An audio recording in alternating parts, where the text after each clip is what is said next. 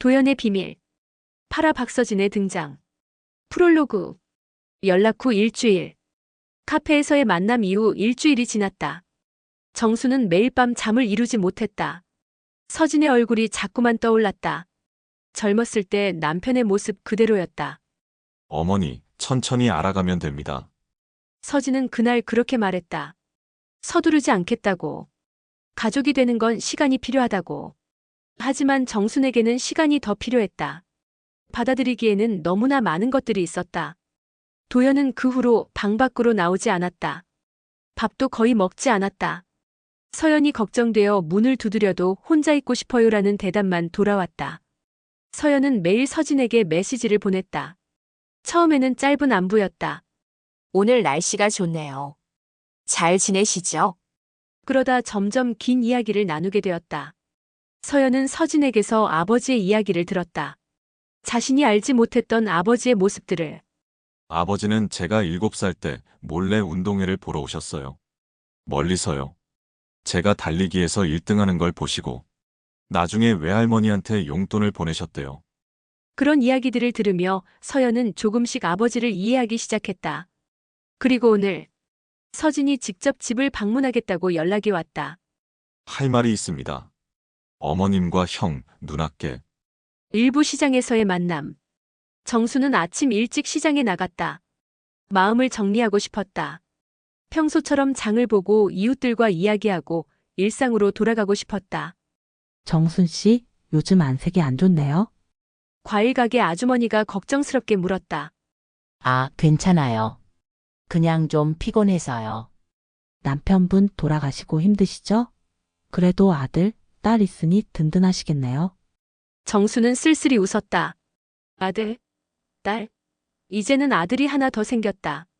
하지만 그걸 어떻게 말할 수 있을까? 장바구니에 호박 몇 개를 담으며 길을 걷는데 갑자기 뒤에서 누군가 말을 걸었다. 정순 여사님이시죠? 정순이 돌아봤다. 30대 중반쯤 되어 보이는 남자가 서 있었다. 청바지에 검은 점퍼를 입고 있었다.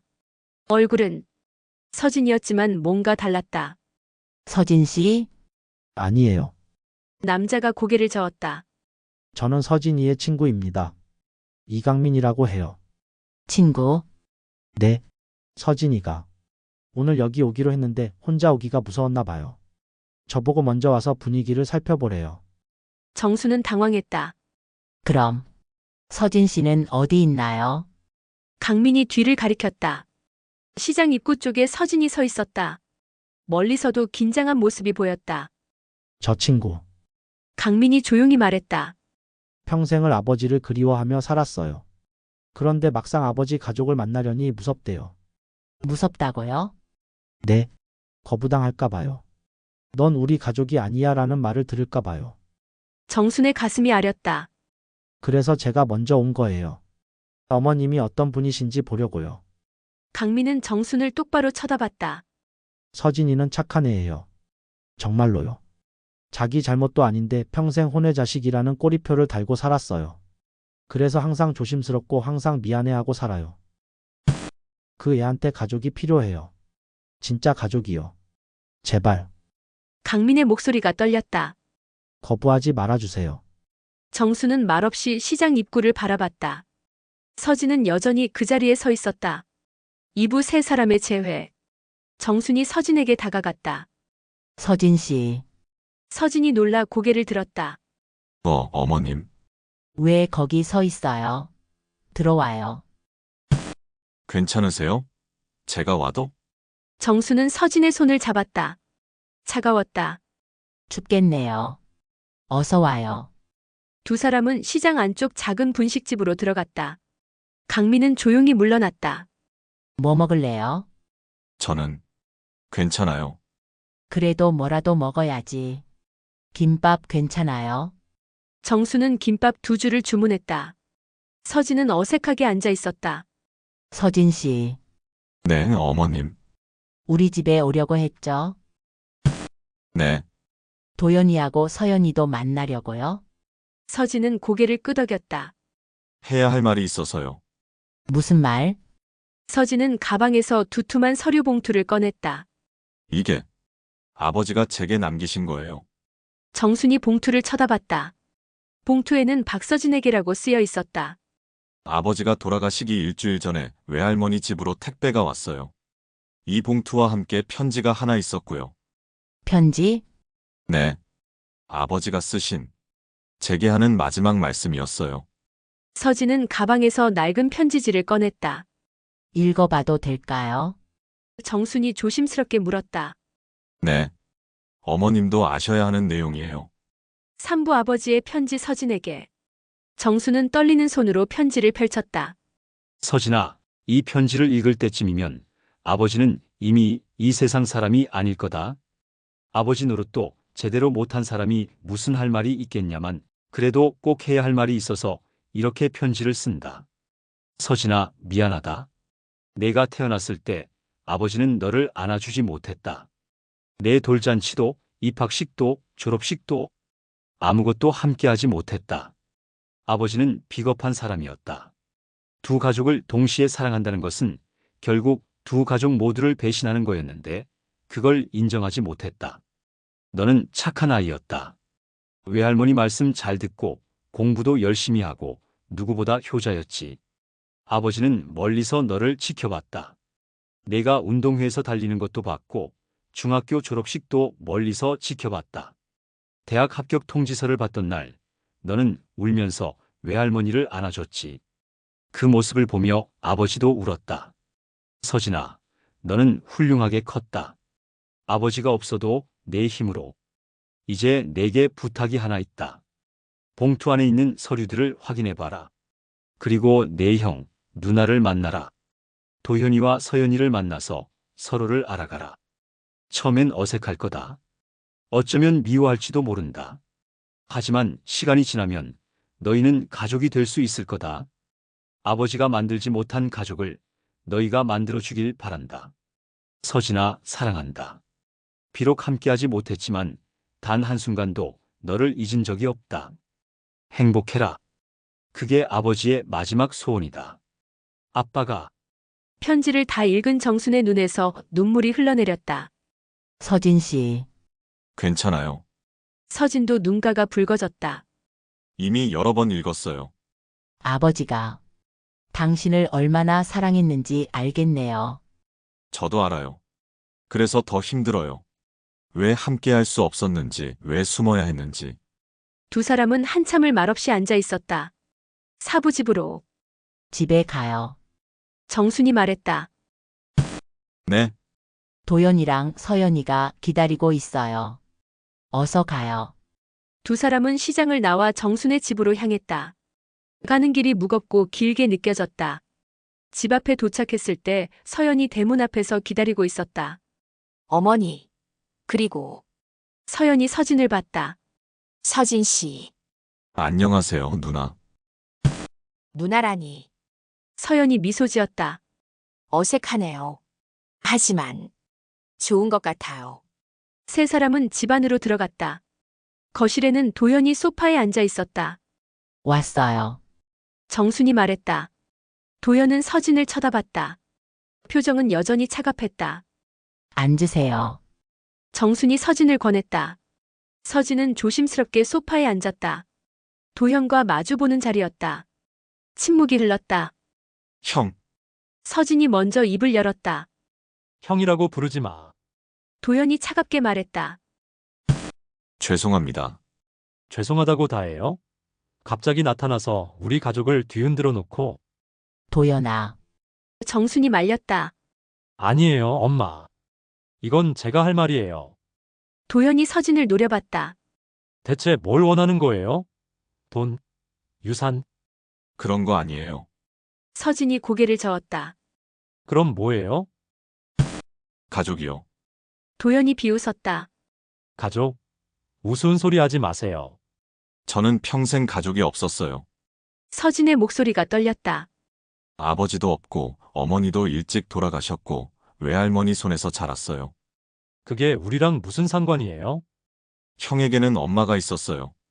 누나도 있었고요. 명절에는 가족이 모이고 생일에는 축하해주는 사람들이 있었어요. 서진의 눈에서 눈물이 흘렀다. 저는 그런 게 없었어요.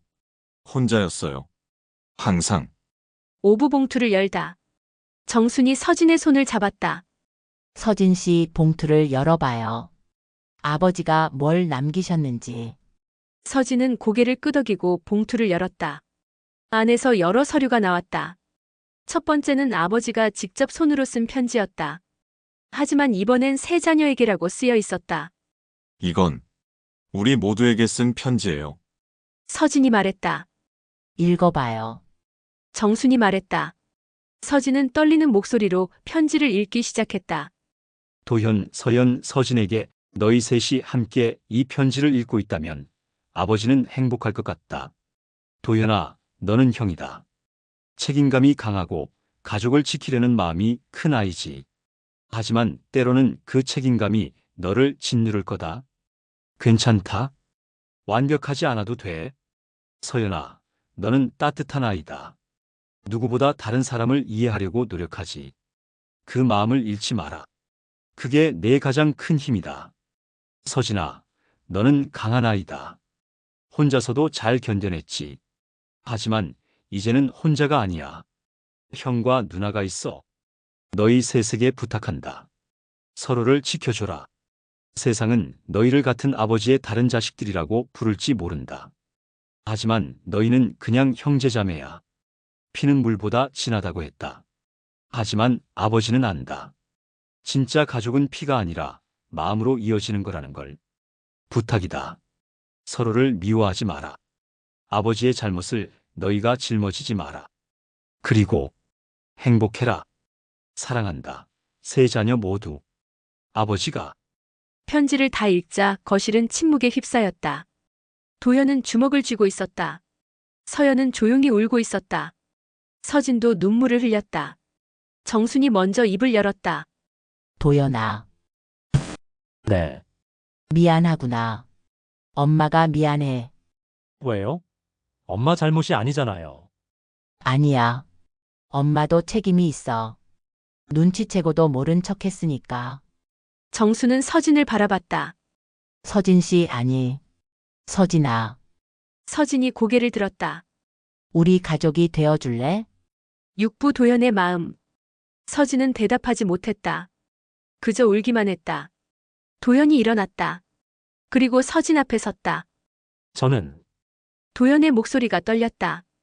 아직 받아들이기 힘들어요. 네. 아버지를 원망하고 이 상황을 미워하고 그리고 솔직히 당신도 미워요.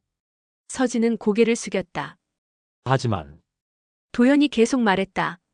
편지를 읽고 나니까 당신도 피해자라는 생각이 들어요. 서진이 고개를 들었다.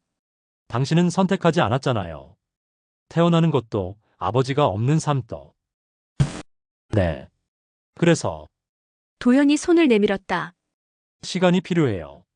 바로 형제가 될 순 없어요. 하지만 노력은 해볼게요. 서진은 떨리는 손으로 도연의 손을 잡았다. 감사합니다. 형, 도연은 쓴웃음을 지었다.